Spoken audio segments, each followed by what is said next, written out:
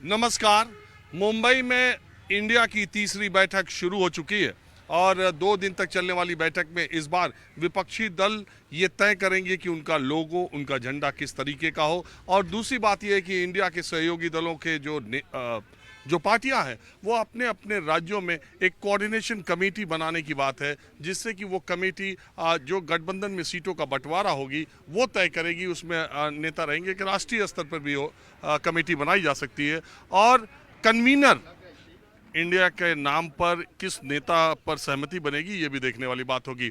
मैं इस वक्त लखनऊ में हूँ ये जानने के लिए कि इंडिया जो विपक्षी गठबंधन बना है उसका उत्तर प्रदेश में क्या असर होगा, क्योंकि माना यह जाता है कि लोकसभा चुनाव 2024 में सबसे ज़्यादा मजबूत स्थिति में अगर भारतीय जनता पार्टी कहीं है तो एक उत्तर प्रदेश और दूसरा गुजरात। इसलिए इंडिया का असर उत्तर प्रदेश में क्या होगा। रालोद के नेता, जिन पर अक्सर ये लगता है कि जयंत चौधरी इधर जाएंगे उधर जाएंगे, एक बार फिर वो तीसरी बैठक में जयंत चौधरी वहाँ पहुँचे हुए हैं।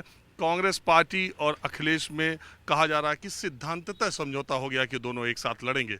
लेकिन उससे बड़ी खबर मैं आपको बता दूं कि आज दोपहर में एकाएक केंद्र सरकार की तरफ से एक संदेश या एक न्यूज आई, वो ये कि 18 से 22 सितंबर तक लोकसभा संसद सत्र चलेगी, 5 दिन का।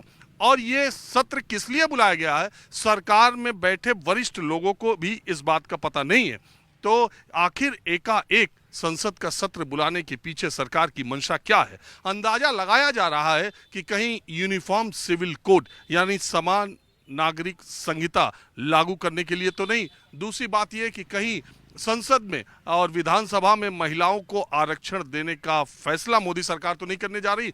तीसरी आशंका यह जताई जा रही कि राज्यों और केंद्र के चुनाव एक साथ कराए जा सके, कराने का कोई फैसला तो नहीं ले रही। और चौथी कि कहीं ऐसा तो नहीं है कि कोई बड़ा फैसला लेकर मोदी सरकार चुनाव समय से पहले करा दे। लेकिन इसमें एक तर्क इसके विरोध में जो दिया जा रहा है वो ये कि जब राम मंदिर का उद्घाटन जनवरी में है तो चुनाव उसके पहले कैसे होगा। और दूसरी बात कि नरेंद्र मोदी मुख्यमंत्री रहते हुए या प्रधानमंत्री रहते हुए भी उन्होंने कभी भी समय पूर्व चुनाव कराने का फैसला नहीं किया, पूरा कार्यकाल करने के बाद ही वो चुनाव में गए।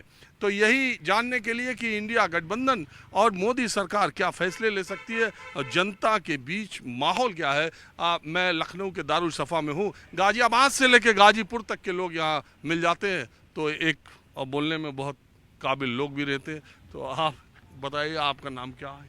विनोद राय हमारा नाम है। आप कहाँ से हैं? मैं गाजीपुर का रहने वाला हूँ। मैं लखनऊ और दिल्ली में ही रहता हूँ। अच्छा, मुझे याद आता आप एक बार मैं जी, आपसे हमारी एक बार मुलाकात हो चुकी है। आप मेरे कार्यक्रम तो इधर ही रहते हैं क्या ज़्यादा? जी, ज़्यादा यहाँ भी रहते हैं, दिल्ली भी रहते हैं, लेकिन ये 15 दिन से मैं लगातार लखनऊ में हूँ। तो आप मुझे बताइए, आप क्या अंदाजा लगा रहे हैं ये संसद का सत्र एकाएक मोदी सरकार ने क्यों बुला लिया 5 दिन का?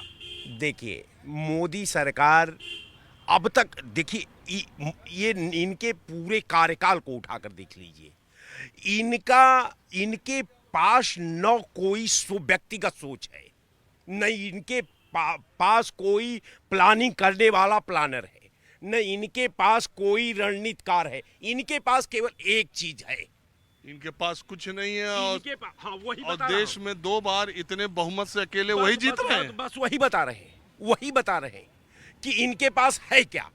इनके पास एक चीज है जिसकी महारत इनको हासिल थी। अब धीरे धीरे वो हथियार पुराना होता जा रहा है। अब इनके पास एक प्रोपगंडा है, एक चुनाव लड़ने का उनका एक अलग आधुनिक तकनीकी है। उनके साथ एक जो है इस तरह का एक धार्मिक उन्माद का कवच है जो बार बार डेमोक्रेसी को दिशाहीन कर देती है। अच्छा, तो ये इंडिया जो बना है इसका कुछ यूपी में असर इस बार? इंडिया गठबंधन का, चूंकि मैं साहब भविष्यवक्ता तो नहीं, लेकिन इतना जरूर मैं कह सकता हूं आपके चैनल पर दावे के साथ कि इंडिया गठबंधन इस बार लोकसभा के चुनाव में अगर केवल यही समीकरण रहा, वैसे ये समीकरण रहने वाला नहीं है। ये समीकरण अपने आप उत्तर प्रदेश का बदलने वाला है, लेकिन ये तब बदलेगा जब अधिसूचना जारी हो जाएगी।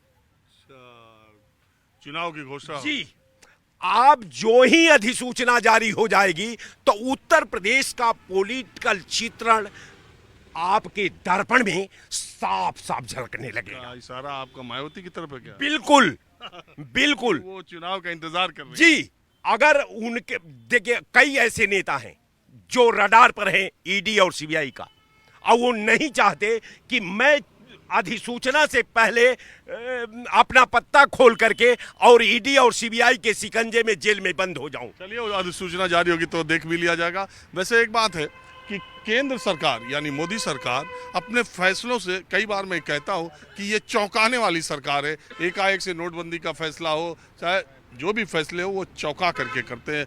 इसी तरह लॉकडाउन लगाने का भी फैसला हुआ था। जी, आप बताएं, आपका नाम क्या है? अरविंद सिंह। अरविंद सिंह ये जो राय साहब का प्रवचन आप सुने, जी, इससे कितना सहमत? इनसे 100% सहमत हूँ। महंगाई बढ़ी हुई है, बेरोजगारी आ गई है, 43 करोड़ लोग गरीबी रेखा के नीचे आ गए हैं। आप गैस का देख लिए, $10.10 MT था 2014 में, तब गैस सिलेंडर 400 रुपये की थी। आज आप देखिए 440 रुपया है MT डॉलर, और सिलेंडर का दाम 1140 है। क्या इनको आधा नहीं करना चाहिए था? महंगाई 200 कम हुआ ना? 200 कम में क्या होगा? 200 कम क्या होगा? आपने 30 करोड़ एक्साइज ड्यूटी ले लिया। जब आप डीजल में 3.5 रुपये डीजल था तो आपने डीजल को बढ़ा के 31 रुपये 80 पैसा कर इतनी दिया। बार देखिए कच्चे तेल की कीमतें कम हुई, इसके बावजूद इन्होंने दाम कम नहीं वही तो बता रहे किया। हैं, और लेकिन देखिए उसका दूसरा पहलू है, बहुत सारे जो अर्थशास्त्र के ज्ञानी लोग हैं वो ये कहते हैं कि हमारे जो ये पीछे जो हमने एक महंगा रखा या स्टेबल कीमतें रखी, उससे हमारी जो सरकारी तेल कंपनियां हैं उनका जो बैलेंस शीट वो अच्छी हो गई। मतलब एक अनुमान के मुताबिक, एक आंकड़े के मुताबिक, एक रिपोर्ट के मुताबिक तेल कंपनियों को 354 रुपए प्रति सिलेंडर इस समय बचने लगा था इस रिपोर्ट के। तो इस हिसाब से वो 300 भी कम कर सकते थे। लेकिन अभी रक्षाबंधन है ना, होली दिवाली के लिए भी तो कुछ रखना चाहिए। इलेक्शन भी है ना, इलेक्शन में तो करेंगे रेवड़ी। और सबसे बड़ी बात यह है कि गरीबों की सरकार है, ये तो बोलती है अमीर अमीर हो रहे हैं, गरीब गरीब हो रहे हैं। तो एक बात बताइए, राजस्थान सरकार 500 रुपए सिलेंडर दे रही है उज्ज्वला का, BPL का, वो क्या कर रही है? मुझे राजस्थान से क्या लेना है? मुझे यूपी से लेना है, और मुझे मोदी जी से लेना है। मोदी जी गरीब का बोल के आए थे, अब पूरा अमीर अमीर होते जा रहा है, गरीब गरीब हो जाता है। यूपी चुनाव से पहले पेट्रोल डीजल कम नहीं किया था? कोई कम वो हाँ, जो इलेक्शन है ना, इलेक्शन आएगा तो कम हो जाएगा, आप बेफिक्र रहिए। पर यह है कि ये डर गए इंडिया से ये डर गए। आप राजीव भाई ये बताइए हमको, सिर्फ इतना बता दीजिए आप हमको, जो 70 साल से राज कर रही है उसके पास $165 है, 165 करोड़ रुपया है, और जो 9 साल से राज कर रही है उसके पास 3,500 करोड़ कैसे आ गया? ये आप हमको बता दीजिए। ये भ्रष्ट सरकार है, बिल्कुल। गरीब गरीब होता जा रहा है, अमीर अमीर होता जा रहा है। सरकारों के पास 650 पार्टियों के पास 650 करोड़ 850 करोड़ नहीं है। उत्तर प्रदेश की पार्टियों के पास 6,500 और 3,500 करोड़ में तो राष्ट्रीय दुनिया की सबसे बड़ी पार्टी है। तो पार्टी कांग्रेस से ज्यादा नहीं है ना, 70 साल से, पर ये ईमानदार पार्टी थी। इसको भ्रष्ट बोल रहे थे। 165 करोड़ बेचारे लोग के पास है। आप ये बता दीजिए कि हमको अच्छा, आप ये बता दीजिए, आप कह रहे ठीक है इंडिया गठबंधन उत्तर प्रदेश में कुछ कर पाएगा? करेगा इंडिया गठबंधन। आप जो बता रहे हैं ये मोदी के चेहरा है, और इसके खिलाफ कोई चेहरे से कोई मतलब नहीं है जनता को। मोदी है कौन? काम देखता है आदमी, अच्छा, ठीक है। जनता लड़ेगी।